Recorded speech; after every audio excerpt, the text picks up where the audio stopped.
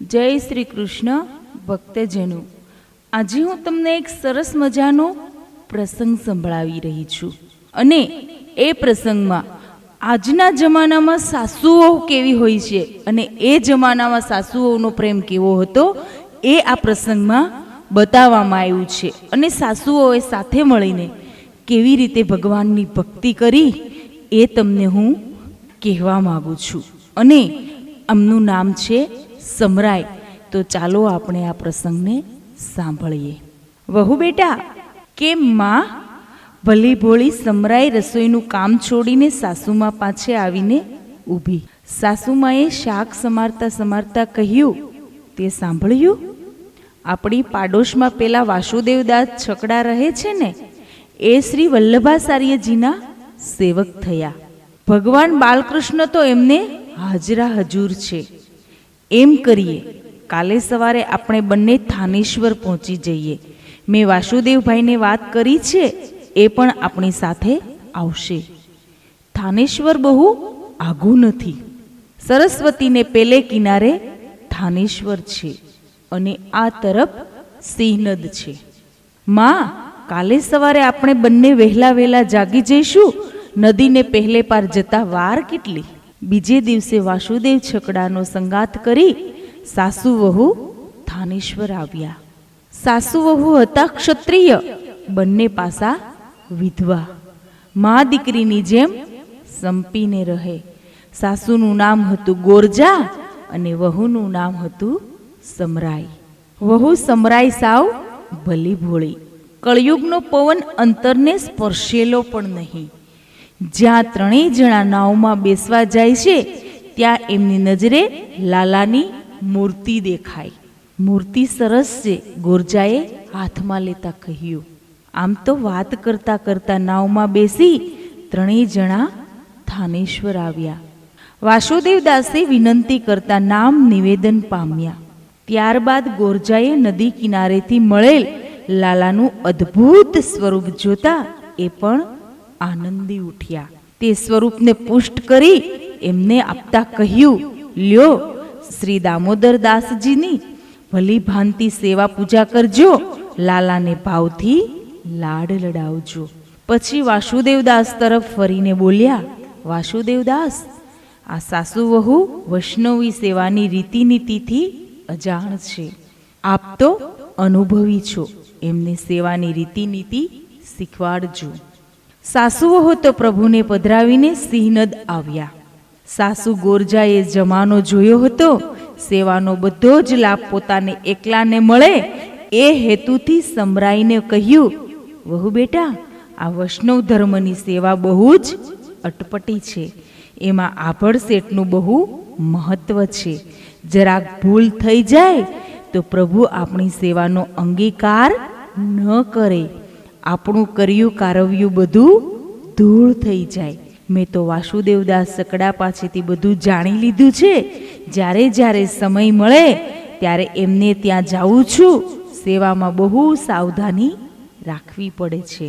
તને આ એકદમ નહીં ફાવે, માટે સેવા શૃંગાર, રસોઈ ભોગ ધરાવવા એ બધું હું કરીશ. બાકીના જે ઘરકામ છે એ તું કરજે. માં, હું તો શ્રી દામોદરદાસજીના દૂરથી જ દર્શન કરીશ. આપ ચીંધશો એ કામ કરીશ. ભલી ભોળી સમરાએ વાત માન્ય રાખી.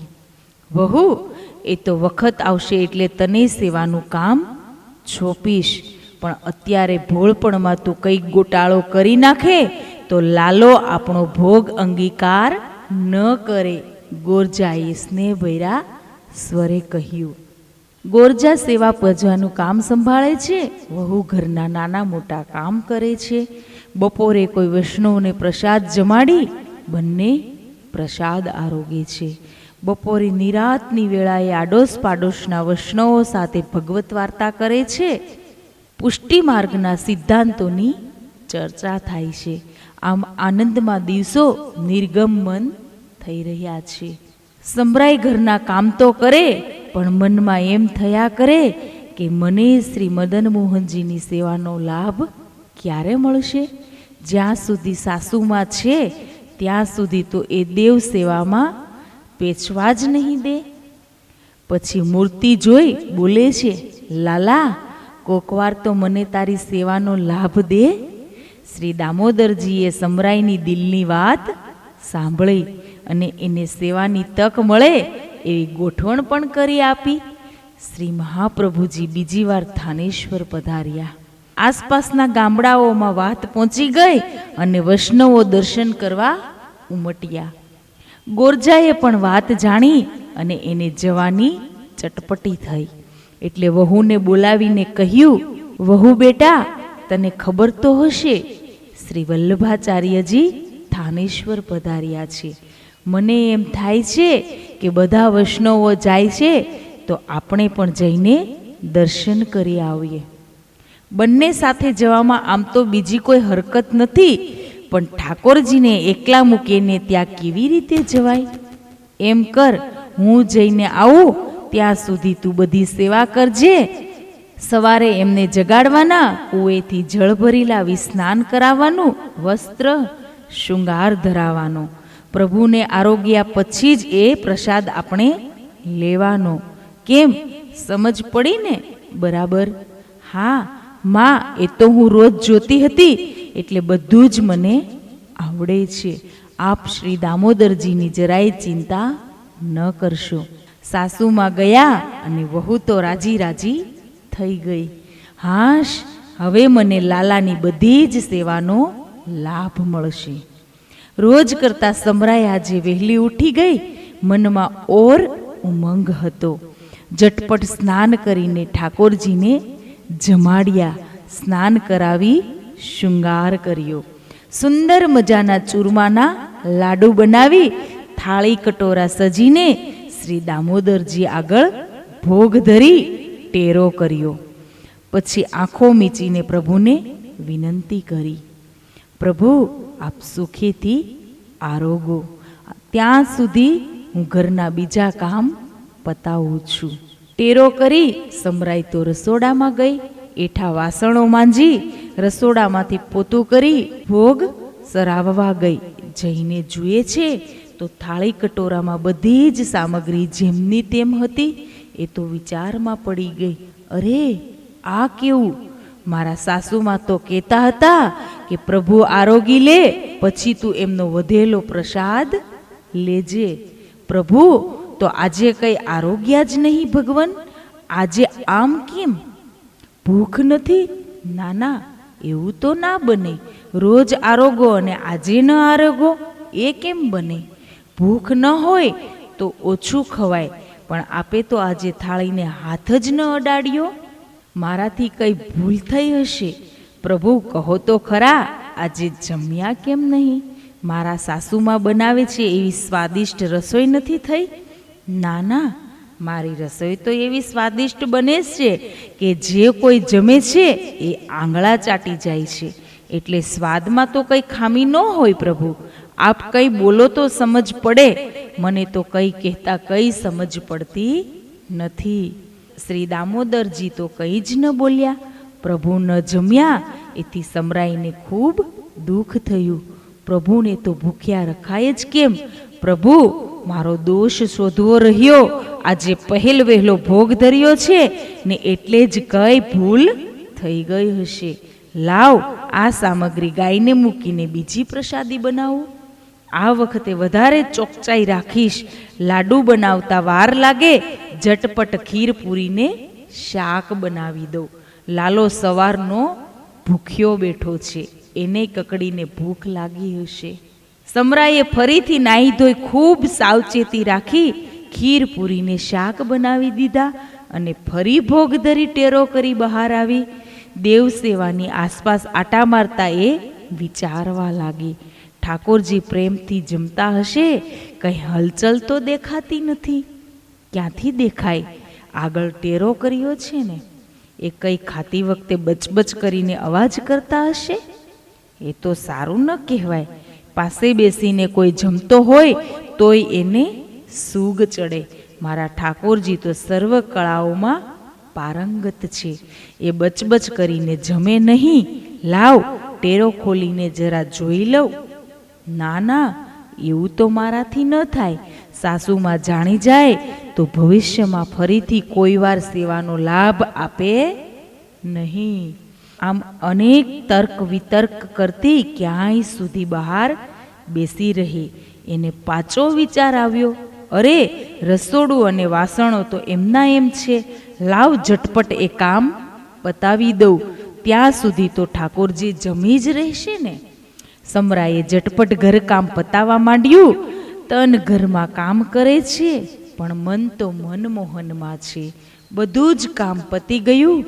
હાશ કરી ભીના હાથ સાડલાના સેડા વડે લૂંચી એ દેવ સેવામાં આવી ટેરો ખોલીને જોયું તો થાળી વાટકીમાં પીરસેલી બધી જ રસોઈ અકબંધ પડેલી.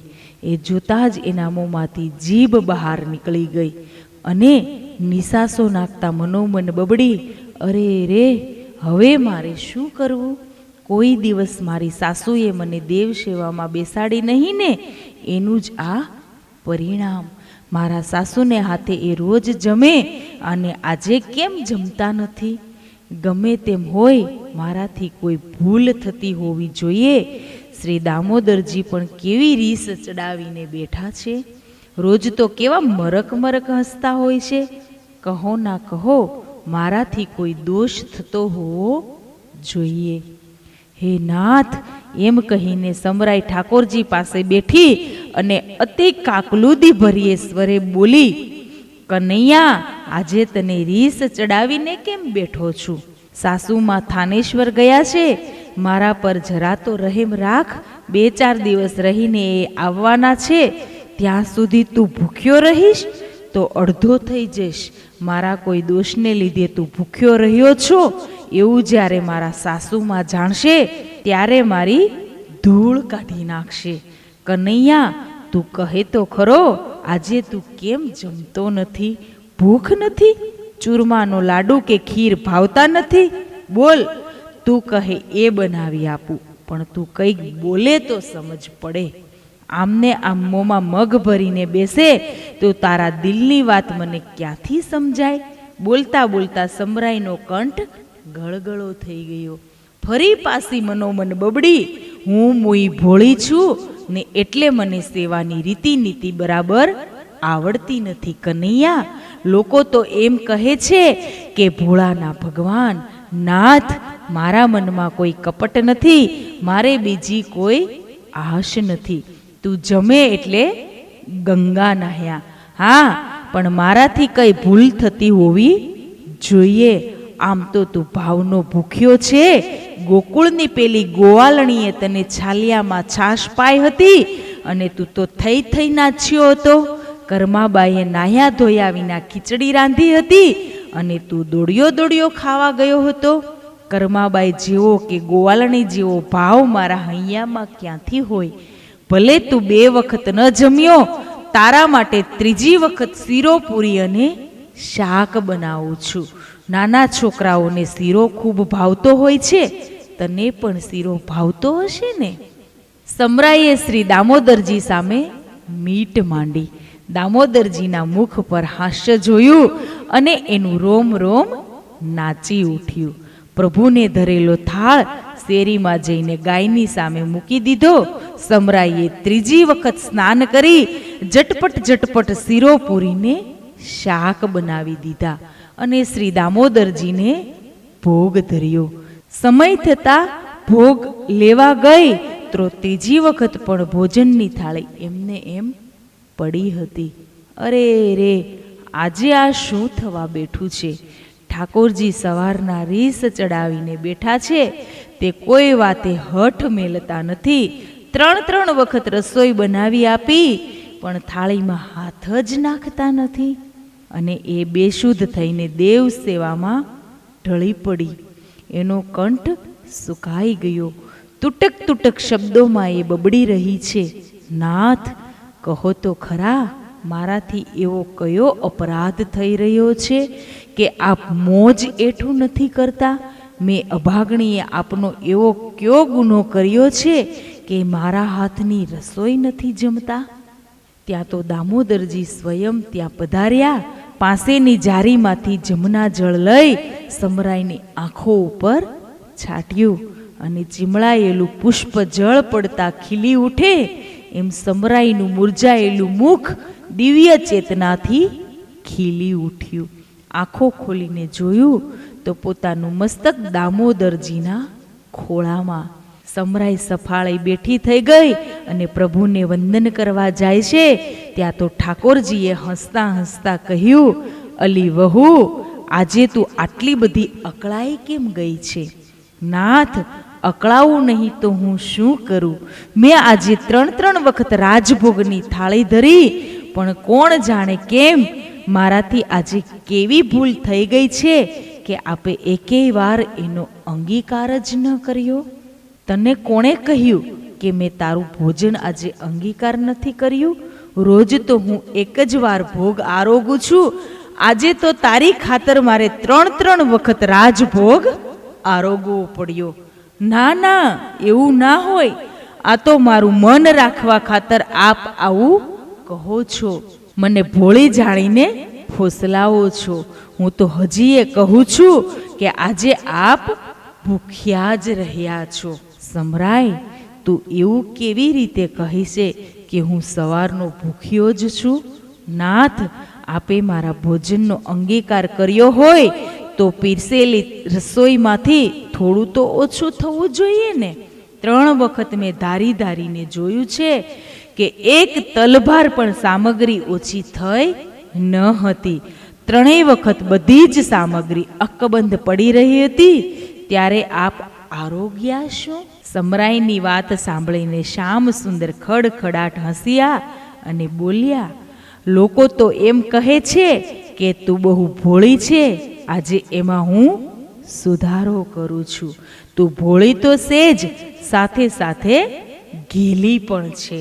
જો સાંભળ, જેના હાથમાં પદ્મ હોય તે મનુષ્ય કે દેવ, જે વસ્તુને અડકે એ કદી ઘટે નહીં. જો મારા હાથમાં પદ્મ છે, એમ કહીને કનૈયાએ કમળ સમાન પોતાના હાથનો પંજો સમરાઈ સામે ધર્યો. મને એવી પદમની સમજ ના પડે. હું તો એટલું જાણું કે મને 2 લાડુ મૂક્યા હતા, તે એક ખાધો હોય તો એક જ રહેવો જોઈએ. આ તો 2 જ લાડુ અકબંધ છે. એનો અર્થ એ કે તું જમ્યો નથી, ભૂખ્યો જ છે. સમરાય, મારી વાત માન. તું નકામો સંદેહ કરે છે. લે, આ મહાપ્રસાદ લઈ લે. તું સવારની ભૂખી છે. 3 વખત રસોઈ કરી થાકી ગઈ હશે. ના પ્રભુ, આપને જમાડ્યા વિના હું જમું તો મારી સાસુ મને વઢે. આપ જમી લો, પછી જ આપનો વધેલો પ્રસાદ હું લઈશ. જો સમરાય, તું માને કે ના માને, આજે તો તારા ભાવથી હું 3 વખત જમ્યો છું. હવે એકેય કોળિયો ભરી શકું એમ નથી. હું કહું છું કે તું જમી લે. ભલા મારા સાસુબા કહી ગયા છે કે ઠાકોરજીને જમાડ્યા પછી જ એમનો વધેલો પ્રસાદ જમજે. મને ભોળીને ગમે તેમ સમજાવો એ સારું નહીં. હું નજરે જોઉં તો જ માનું. બોલ, તું કહેતી હો તો ફરીથી જમું, પણ અતિ ભોજન કરતાં મારી તબિયત બગડશે. ના ના પ્રભુ, એવું નથી કરવું. આજે તો આપણું ચરણામૃત લઈને જ રહીશ, પણ જોજો હો, આવતીકાલે તો મારા દેખતા જ જમવું પડશે. હા, તારી વાત કબૂલ. કાલે રાજભોગ કરતી વખતે તું રોજની જેમ ટેરો ન કરતી. તું મારી પાસે જ બેસજે. આપણે બંને વાતો કરતા કરતા જમીશું. સમરાઈને તો આનંદ થઈ ગયો.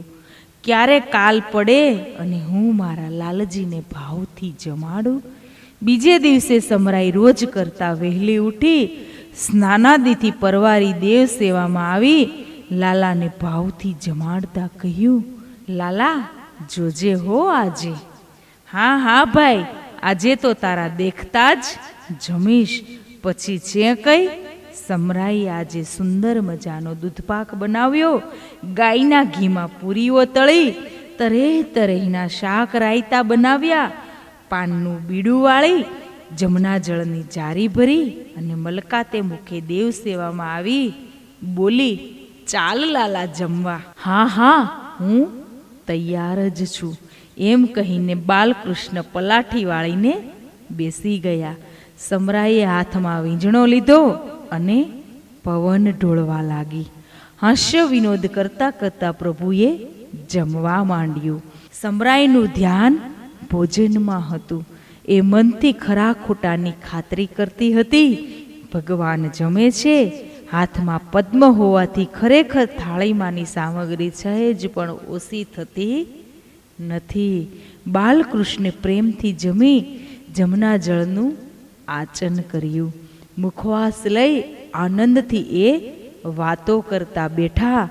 સમરાઈને તો આનંદ આનંદ થઈ ગયો. સાસુમાં 5 દિવસ થાનેશ્વર રહ્યા, પણ અહીં એને બાલકૃષ્ણના સાનિધ્યમાં અનેરો આનંદ આવ્યો. 5મે દિવસે સાસુમાં આવ્યા અને બોલ્યા, વહુ બેટા, મારા ગયા પછી સેવા પૂજા તો બરાબર કરતી હતી ને? પ્રભુને જમાડીને જમતી હતી ને? હા માં, પ્રભુને જમાડીને જ હું જમી છું. ખોટું કહેતી હો તો પૂછી જો લાલાને. ભલે ભલે, તે સારી રીતે સેવા પૂજા કરી એટલે પત્યું. હા, પણ જો હું તો થાનેશ્વર જઈ મહાપ્રભુજીના દર્શન કરી આવી. હવે તું જઈ આવ. સમરાય થાનેશ્વર આવી મહાપ્રભુજીને સાક્ષાત દંડવત પ્રણામ કર્યા. ત્યારે મહાપ્રભુજીએ કહ્યું, સમરાય, 4 દિવસ પહેલા લાલો તારી ફરિયાદ કરતો હતો. સિંહનદવાળી સમરાય વહુએ મને આજે 3 વખત ભોજન કરાવ્યું. સમરાયની એ નીચી નજર ઢાળતા કહ્યું, આપ તો લાડલો તો ખરો છે. આટલી અમથી વાતે એના પેટમાં ન રહી અને આપને કહી દીધી. સમરાય, તારા જેવા ભલા ભોળા ભક્તો તો લાખે કોક જ જડે છે. તને જોઈને આજે મને અતિ આનંદ થયો છે. મને એમ થાય છે કે તારી સાથે ક્યાંય સુધી લાલા સંબંધી વાતો જ કર્યા કરું. પણ કહેતા કહેતા મહાપ્રભુજી અટકી ગયા અને કંઈક વિચાર આવતા બોલ્યા, એમ કર સમરાય, તું મારી સાથે રસોડામાં ચાલ. તું રોટલી વણી આપજે, હું બીજી રસોઈ કરીશ. રસોઈ કરતા કરતા આપણે વાતો કરીશું. મહાપ્રભુજીની સાથે સમરાય રસોડામાં ગઈ ત્યારે મહાપ્રભુજીએ કહ્યું, સમરાય, લાલાએ જ્યારે મને વાત કરી કે હું આજે સમરાની રસોઈ ભાવથી 3 વખત જમ્યો, ત્યારે મને થયું કે લાવ સામે પાર જઈને વૈષ્ણવના દર્શન કરી આવું.